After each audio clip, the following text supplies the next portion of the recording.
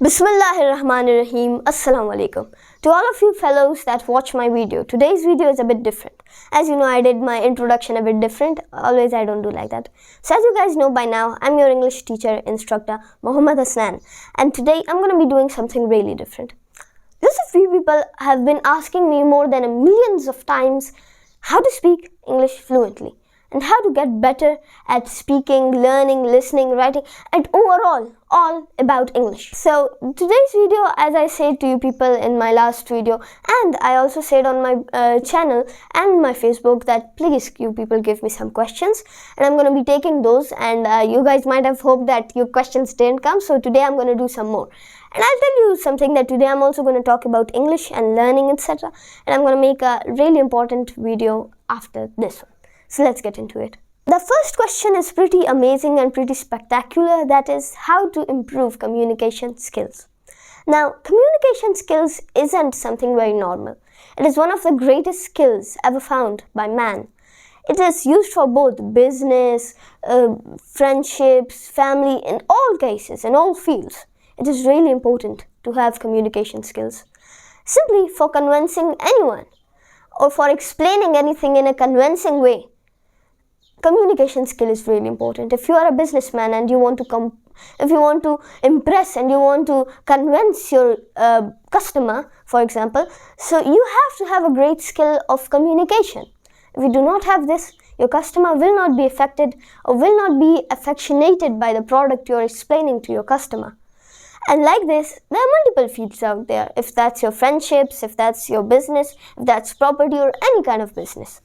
And as you people are there as students, so students are the most important part because they always have to have a great communication skills if they want to learn English. And then you also play a role of both family, friends, and even sometimes business. Most of you might be grown-up people who might have their own businesses or might be working somewhere in office. So that's something like amazing sometimes.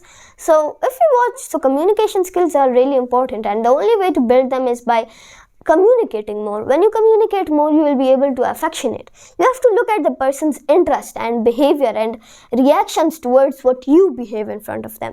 If their behavior is a bit more violent, if their behavior is a bit less interesting, a bit less funny, a bit less like they aren't interested in what you are speaking, for example, so change the topic. These are like some of the tips that you might understand after recognizing someone. When you start to speak, communicate, then you will be able to understand that how does this skill work. It is not that much simple to learn communication skills because you have to give it time and understand how to convince someone because it takes a lot of time. Next question. Well, another question, one of my favorites until now.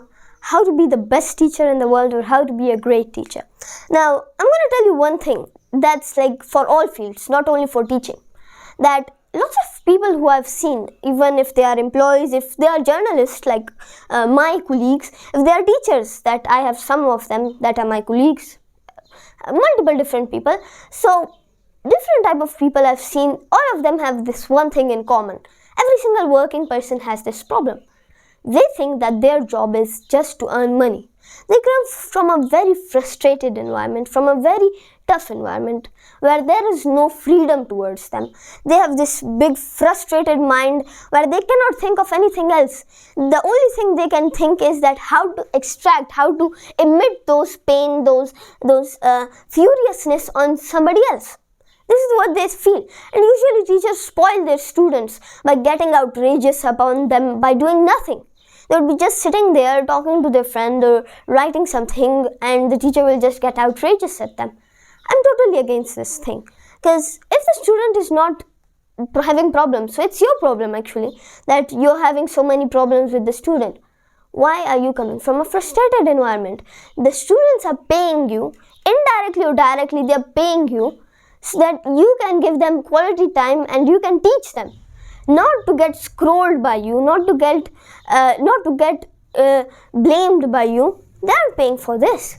You should take all your stress, anxiety and everything out. You should take it when you are alone. I'm not saying that take it back with yourself to home and extract it on your family. No, that's also wrong. Not on your students, not on your colleagues, not on your family. What I can simply give you the answer is when you are alone. Extract those feelings. If you want to cry, you should cry. If you want to have that pain, just like extract it alone, not on somebody. It's not important that you always have to scroll somebody for like getting that pleasure. It's not always important. So your hands have the ability to differentiate between people's futures. You can change the future of anyone. The sheer importance, or the sheer I can say the meaning of power is within your hands. You have it. The power is that when you can change somebody's future, you can change their present, and you can change how they feel about multiple things. Or in simple words, the power to do anything you want with any person, you can. And with any students, you can do anything. You can make them fail, you can make them pass. As a teacher, if you want to like kick out your student, you can do anything because you have the authority. But you won't. Why? Because you're doing your job sincerely. Lots of teachers don't do it sincerely. They aren't doing it gratefully. They openly admit their rustication, or they openly admit their frustration over the students. And that's totally wrong. And secondly, the teaching methodologies, I might make a really long video about teaching methodologies because they are really amazing and important. So if you guys want to watch it, then tell me in the comment box. But simply, this is how you can be the best teacher in the world. Simple. And secondly, the only thing that is more important is you should have the information. Lots of people don't know what they are teaching. They just work for money. You should know what you are teaching. And you should also teach some things that are abstract from the books. If you don't teach them things that are abstract from the books, they won't be able to differentiate between theoretical and practical things. Tomorrow when they are having exams, etc., as on a higher level after matric, so they will have quite a lot of problems. Because they only know theoretical, they don't know about the real or the practical version.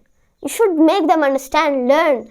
Even though if you are telling them theoretically, try to explain it in such a way that tomorrow when they are doing it practically, they won't have any problems. As you guys know, like I'm a teacher and I show you people like a lot of bookish type of things, and I also teach you abstract things.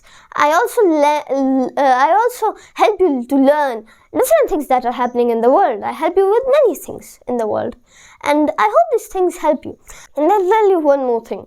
One of my colleagues uploaded a video that was a reaction to another video in which I was seeing that there was a kid who was standing there, and there were these teachers who were explaining the results of each student, and the teachers were proudly saying that they said the name of the child and then said that he is fail, saying it so proudly. And then after that the teachers also started laughing, and after that when the students saw their teachers laughing, the students also started laughing. And I could see the bare pain inside that child's heart, in his eyes. He was so embarrassed that he would be barely like 6 years old. I could see that he was quite young, and I could see that like he got so much embarrassed he started to cry. And at that moment I felt that the teacher wasn't actually saying that the student was fail. The student wasn't fail.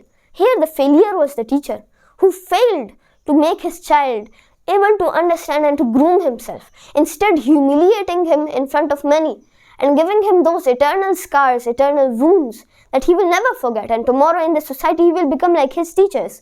He will become a very bad person. And these type of mentalities are born by such teachers who do not care for their jobs. And here are the real face of those failure teachers that have failed in my perspective and in some of my colleagues' perspective. So that's all. I hope you guys enjoyed it. And I'll say one more thing. I'm not criticizing the teachers that are out there. You guys are doing all right. But I am saying that there should be a change. We need a new change. Because if we don't change the things that are happening, big disasters can occur in the future. And I don't want that to happen to my country. So I hope you people understood it. This is all. Thank you so much for being with me. And let's call it a day. I'll meet you in my next video. Thank you so much, and Allah Hafiz.